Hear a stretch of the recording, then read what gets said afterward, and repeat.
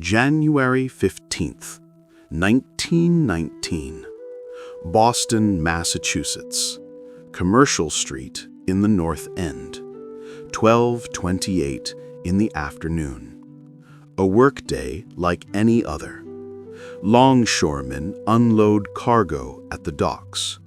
Families eat lunch in nearby tenements.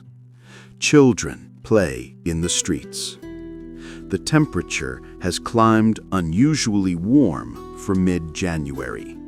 43 degrees Fahrenheit, almost spring-like. And then, without warning, a massive steel tank explodes. Over 2 million gallons of molasses burst forth in a wave 15 feet high. The wall of thick brown syrup moves at 35 miles per hour.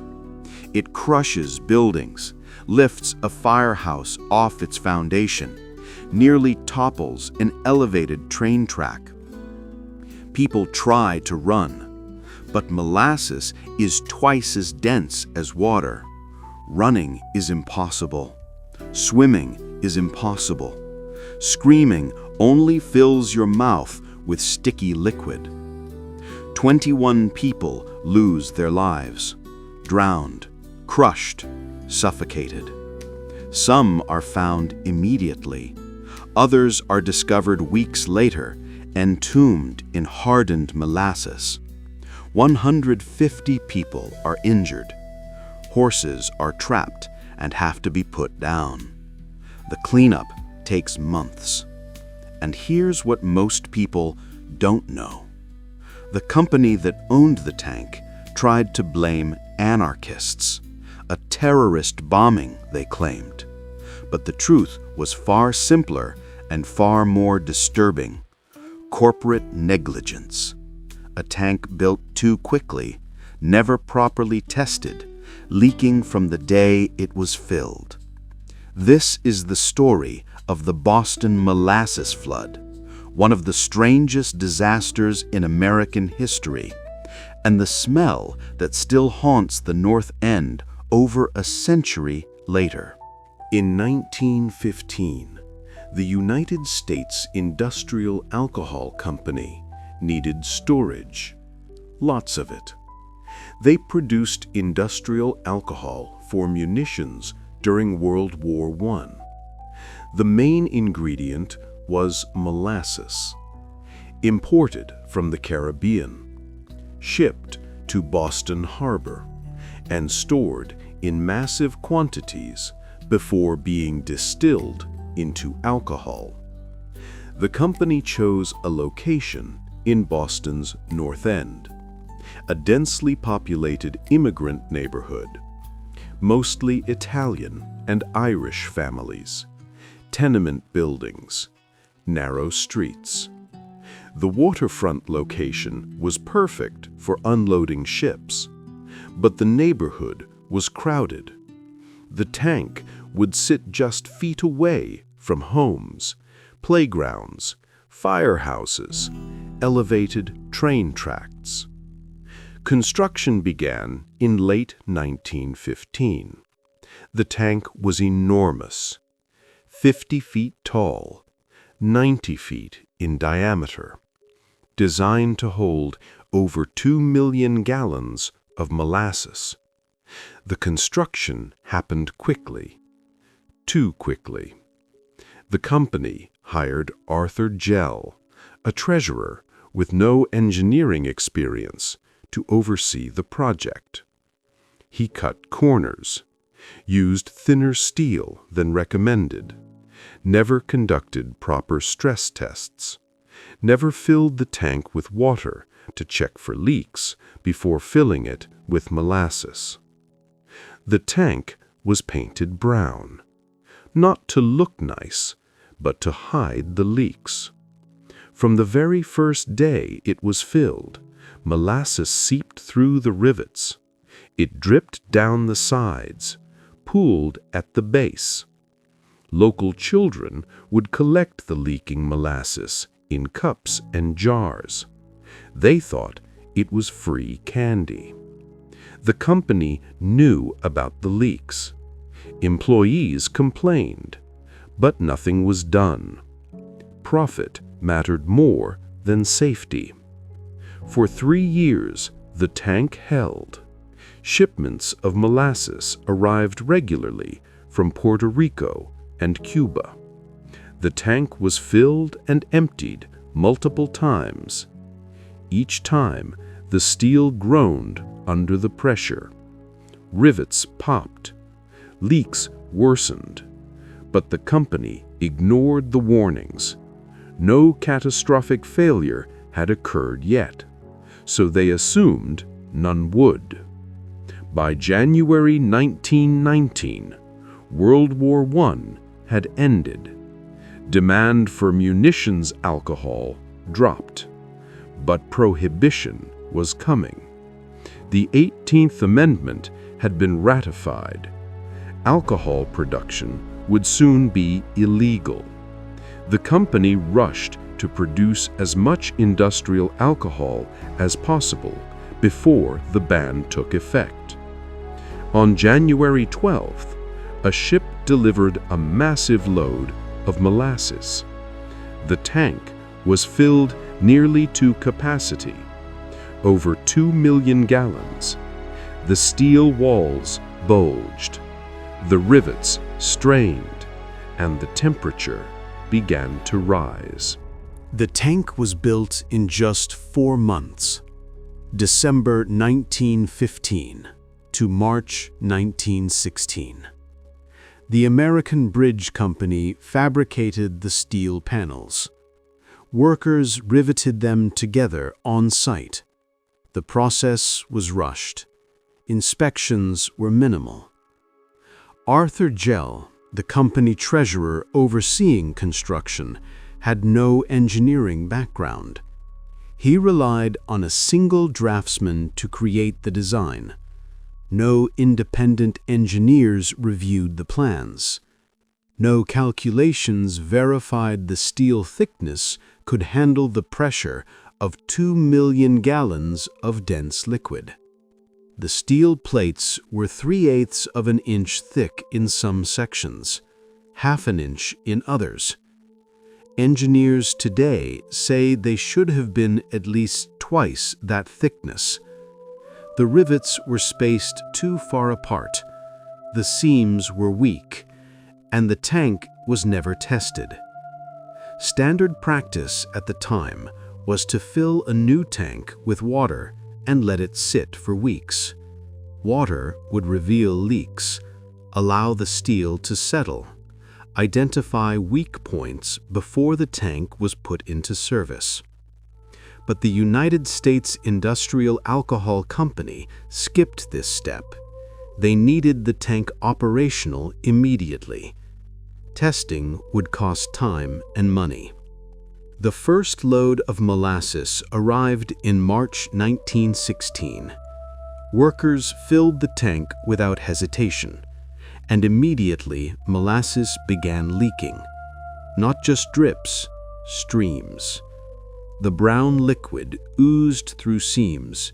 It pooled around the base.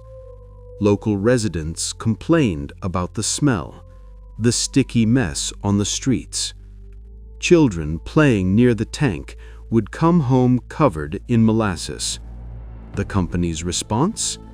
Paint the tank brown so the leaks were less visible, and tell residents the molasses was harmless. Employees working near the tank reported hearing strange sounds, groaning metal, popping rivets. One worker told his supervisor the tank was going to collapse. The supervisor dismissed the concern. For 3 years, shipments came and went. The tank was filled and emptied. Each cycle weakened the structure further. Metal fatigue set in. Microscopic cracks formed. The steel was being pushed beyond its limits. But as long as the tank held, the company saw no reason to act. In early January 1919, Boston experienced unusual weather. Temperatures swung wildly, bitter cold one day, mild the next. Molasses behaves strangely in temperature changes. When cold, it thickens and contracts. When warm, it expands and becomes more fluid. The constant expansion and contraction put additional stress on the already weakened steel. On January 12th, the final shipment arrived. The tank was filled to near capacity, and then the temperature rose. 43 degrees on January 15th, warm for mid-January. Inside the tank, the molasses expanded. Pressure built. The steel could not hold any longer. January 15th, 1919, 12:28 p.m. Workers at the Purity Distilling Company, a subsidiary of United States Industrial Alcohol, are eating lunch. The day is unusually warm, almost pleasant. And then they hear it. A sound like machine gun fire, rivets popping, steel tearing. The tank is splitting apart. Witnesses say the explosion sounded like thunder. The steel panels ripped open. Over 2 million gallons of molasses burst forth in a single wave, 15 feet high at its peak, moving at 35 miles per hour. The wave was not just liquid. It carried chunks of steel, debris. The force was immense. Molasses is about 50% heavier than water. Running through it is nearly impossible. The wave hit everything in its path. The first building struck was Engine Company 31, a firehouse directly adjacent to the tank. The wave lifted the building off its foundation. Firefighters inside were thrown across the room. One firefighter, George Leahy, was crushed by debris. He survived, but was severely injured. The building collapsed. Horses stabled at the firehouse were trapped. Several had to be put down. The molasses surged down Commercial Street. It smashed into tenement buildings. Families inside had no warning. Maria DeStasio was in her home with her children. The wave hit. The building collapsed. Maria and her 10-year-old son, Pasquale, were trapped. Pasquale drowned in molasses. Maria was pulled out alive, but severely injured. Her other children survived. The elevated railway structure on Atlantic Avenue swayed dangerously. Support columns were coated in molasses. The steel groaned. Trains were stopped just in time. If a train had been passing when the wave hit, it likely would have derailed and plunged into the molasses below. At the waterfront, longshoremen were working. The wave swept them into the harbor. Some managed to swim free. Others were pulled under. Molasses mixed with seawater created a thick sludge. Breathing was impossible. Several workers drowned. Rescue efforts began immediately, but the molasses made everything harder. Rescuers waded through waist-deep syrup. It clung to their clothes, their boots, their faces. Victims were visible, but unreachable. The molasses was cooling, hardening. People trapped in it were encased like flies in amber. Rescuers used saws, axes, shovels, anything to dig victims out. Some were saved. Many were not.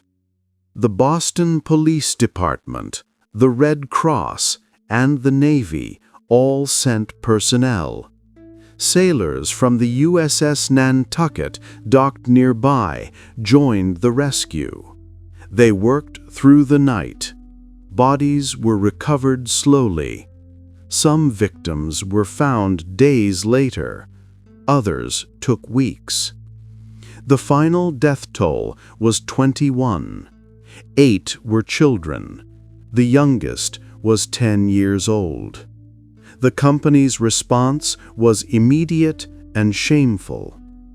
Officials from United States Industrial Alcohol claimed the tank was sabotaged. Anarchists, they said, a bomb. This was 1919. The Red Scare was beginning. Fear of anarchists and communists was widespread. The company's lawyer argued that Italian anarchists had planted explosives to disrupt alcohol production. The accusation was absurd. No evidence of explosives was ever found, but the company pushed the narrative anyway. Anything to avoid liability. Investigators examined the wreckage. The steel panels were twisted and torn. Rivets were sheared off, but there were no scorch marks, no explosive residue, no crater. The tank failed because it was poorly designed and poorly built. Engineers testified that the steel was too thin. The rivets were inadequate. The tank was never tested. The company knew it leaked, but did nothing. This was not terrorism. This was negligence. The legal battle lasted years. Victims and families filed lawsuits. The case went to court in 1920. Over 3,000 witnesses testified. The trial lasted months. In 1925, the court ruled in favor of the victims. United States Industrial Alcohol was found liable. The company paid over $600,000 in settlements. At the time, it was one of the largest corporate payouts in Massachusetts history. There was no completion for the molasses tank, only destruction. But the cleanup effort was monumental. Boston Harbor was coated in molasses. Streets were covered. Buildings were sticky. The smell was overwhelming, sweet, sickly, inescapable. Workers used seawater to wash down the streets. Salt water helped dissolve the molasses. Fire hoses sprayed constantly, but the syrup clung to everything. It seeped into cracks in the pavement. It coated the underside of the elevated train tracks. Months after the disaster, boots still stuck to the sidewalks on warm days. The elevated railway required extensive inspection. Engineers feared the molasses had weakened the support columns. Trains ran at reduced speed for weeks. The structures were scrubbed and reinforced. The firehouse had to be rebuilt. Tenement buildings were demolished or repaired. The waterfront slowly returned to normal, but the smell lingered, and it still does. For decades, residents of Boston's North End have reported smelling molasses on hot summer days. At first, it was dismissed as imagination, nostalgia, urban legend. But in 2005, a study confirmed it. Trace amounts of molasses remain in the soil and in the cracks of old buildings. On warm days, the smell becomes faintly detectable. Over a century later, the Molasses flood still makes its presence known. The disaster led to sweeping changes in engineering and construction standards. Massachusetts passed new regulations requiring independent engineering reviews for large structures. Building permits became more stringent. Companies could no longer rush construction without oversight. The Molasses flood became a case study in engineering schools, a lesson in what happens when profit is prioritized over safety.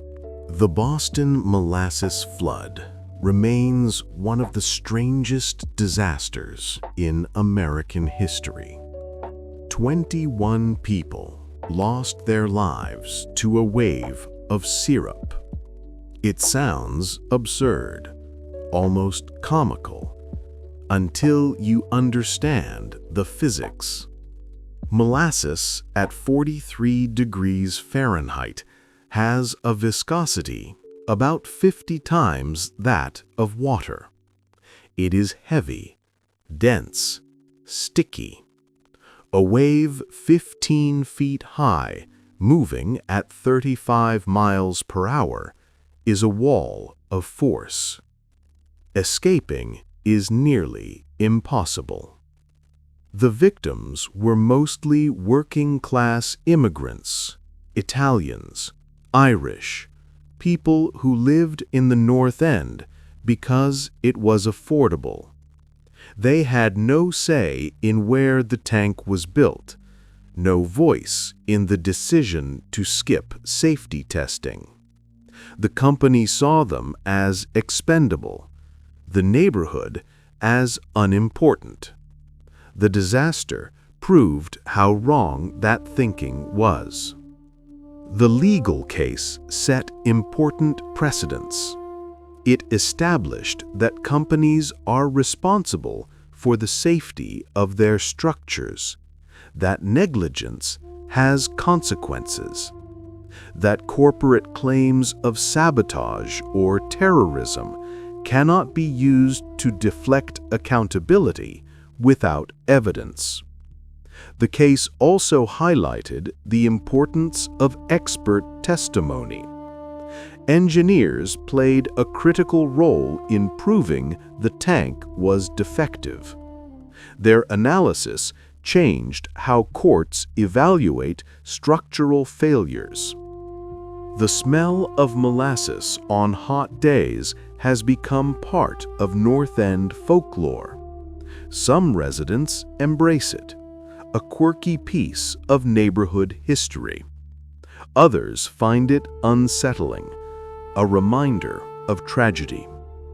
In 2019, Boston marked the 100th anniversary of the flood.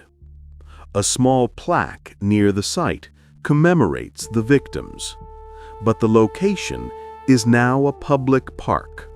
The tank is long gone. The elevated railway was dismantled decades ago. The neighborhood has changed, but the memory remains. Engineers still study the Molasses flood. It is taught in courses on structural failure, on corporate responsibility, on the importance of testing and oversight.